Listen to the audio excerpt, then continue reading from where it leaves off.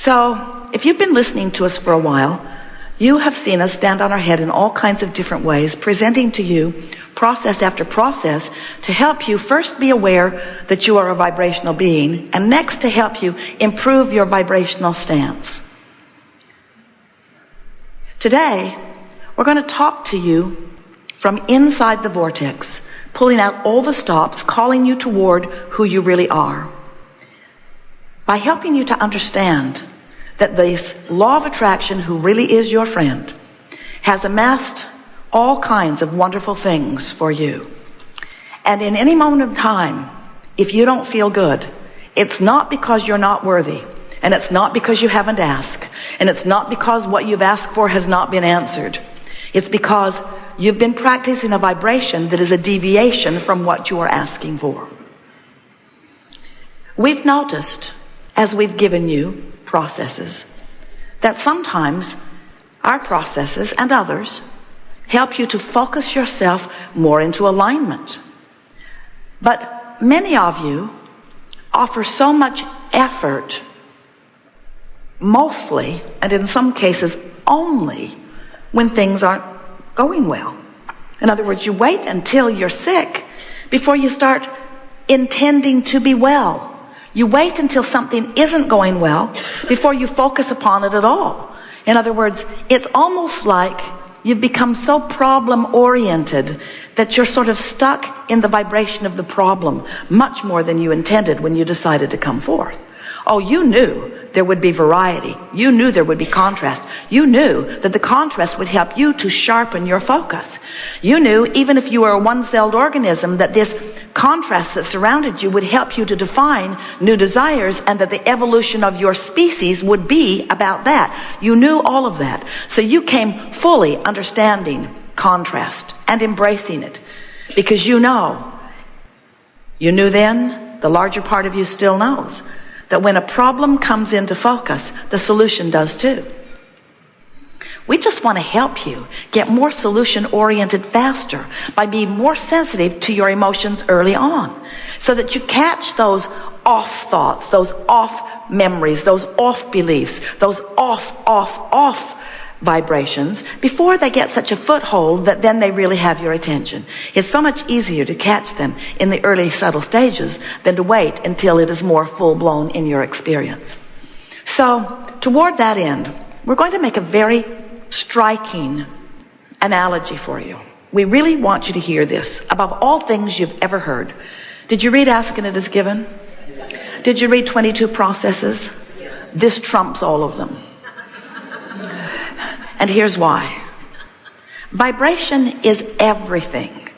So let's say that you are experiencing shortage of dollars, shortage of financial prosperity, or anything really. We're talking about dollars because we have the money and the law of attraction cards here. So you've worried, you've fussed, money is slow and seeming to get slower, and now you're beyond worried, you're fearful. And now you're determined that you're going to do something about it. And you've heard that Abraham, that's us, has written brilliant affirmation cards. It's true. It's true.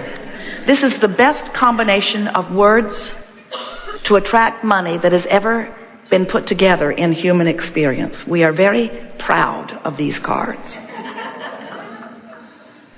So you're standing outside your vortex, worried, and determined to do something about it. So you pick up these brilliant cards and you look for empowerment within them.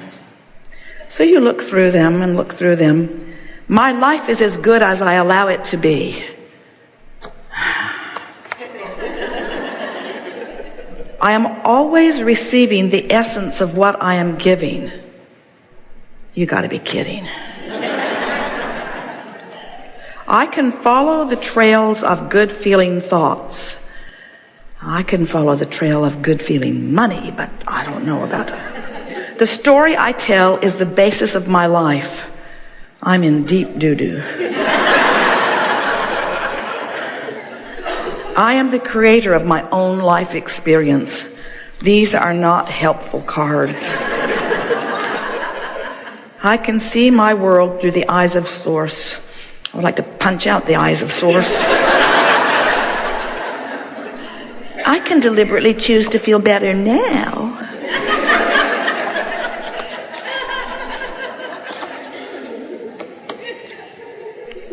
There's not one good card here. There's not one good card here. Because these cards are a vibrational match to prosperity. These cards are a vibrational match to abundance. These cards are a vibrational match to what you've put into your vortex, what's in your vortex, to the vibrational beingness that you've already created. But when you are not vibrationally there, these cards irritate you. Like your friends who seem to be the law of attraction police. You know, you create your own reality.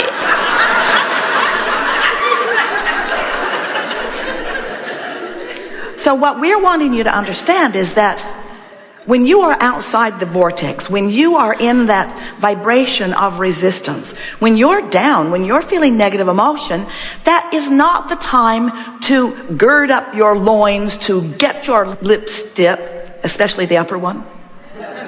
It's not the time for you to dig in and effort, because every effort that you offer backfires. It's like it just brings more of where you are. You know it. Have you ever had a disagreement with someone? You're sure you're right, they're sure they're right, you're complete opposites. And the more you convey, the sure they are you're wrong. It's a stalemate. You just don't get anywhere because you're digging in hard. That's what happens when you work hard to affirm from outside the vortex. So what's the logical answer? The logical answer is get in the vortex and then affirm. Now that's logical. It's logical. Get in the vortex and then affirm. And some people would say, well, if I could get in the vortex, I would affirm, but how do I get in the vortex if I'm not in the vortex? And we say, first of all, what does being in the vortex mean? It means absence of resistance. There are lots of ways to get into the vortex. As soon as you wake up, jump in. First thing in the morning, it's a lot easier to be in there. If you go to bed at night worrying, you'll probably wake up worrying. So you have to get in fast. Go get a massage. Go swimming. Take a run somewhere. Meditate. You are in the vortex many times every day. You just don't stay long enough to really recognize that you're there. And often you don't stay there long enough to really milk it and shift the vibration of it. So that's what we're going to be doing here today. Now, you are a room full of rather remarkable people because, first of all, you know about this vibration stuff. And you understand your emotions. And you've been making decisions about feeling better. Things are moving very fast these days. The energy out here on this leading edge on planet Earth has never moved faster. There have never been more outside the vortex with stronger asking. And when more are asking, the energy moves faster, which means for those who are in the vortex, the energy lifts you, it supports you, it gives you clarity, it makes you feel wonderful, and it delivers to you over and over and over again. But for those not in the vortex, this fast-moving energy beats you up. So our encouragement during these hours that we are together is that you accept the reality of this vortex of creation. Understand that your inner being is in there as the holder, the maintainer, the placeholder of all that you have become. And if it is your powerful desire, not so much to get in the vortex, but to recognize when you are in there and then just milk it a little bit, what you will begin to do is to allow the vortex to train your frequency upward. Because you cannot focus upon the problem and the solution at the same time. It's one or the other, you see. And it's so much easier to maintain the vibration of the solution once you are in the vortex. In fact, that's when all of the clarity and insight comes to you. When you're in the vortex, that's when the manifestations begin to reveal themselves to you. The reason this conversation is not very well received by a lot of people is because They are accustomed to looking at things that are manifested, and they sort them into piles of wanted and unwanted. And they're not even thinking about the pile that is amassing for them in their vortex, because they can't see it. And we understand that. You use your physical senses magnificently. You translate vibration to see what you see. You translate vibration to hear what you hear. You translate vibration to smell what you smell, and to taste what you taste, and to touch what you touch. You are translating vibration all over the place. Your emotions are your most significant translator of vibration. So while you can see what's manifested, you can't see what's in the vortex unless you're in there and have been in there long enough that you are on the vibration of what's in there. Once you spend significant time in the vibration of the vortex, what begins to happen is, in the same way you can keenly smell and keenly hear and keenly see and keenly taste and keenly feel, you can keenly know what's in the vortex. You will have the experience of sight and sound. We're not kidding you. When you are in the vortex and you spend enough time there that you acclimate to the frequency of it, the first thing that happens is ideas begin to flow to you that you weren't getting when you weren't in the vortex. Ideas, really good ideas.